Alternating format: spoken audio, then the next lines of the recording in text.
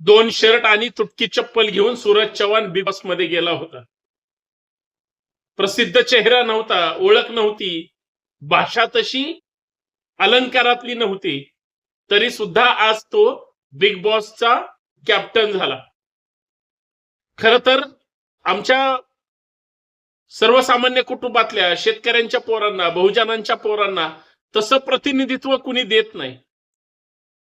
पण काम करण्याची इच्छा असली, प्रामाणिकपणा असला आणि पाठीवर शाबासकीची जर थाप असेल तर ते यश मिळवतच. काय बिग बॉस मध्ये सगळे सेलिब्रिटी चेहरे आहेत, गोरे गोंडच चेहरे आहेत, पण सूरज चव्हाणने तिथंच ज्या पद्धतीनं स्पेस निर्माण केली आणि स्वतःचं कर्तृत्व सिद्ध केलं, सूरज चव्हाणच नाही तर त्याच्यासारख्या सर्वसामान्य शेकडो तरुण याच्यातून प्रेरणा घेतील. बिग बॉसचा कॅप्टन झाल्याबद्दल शुभेच्छा.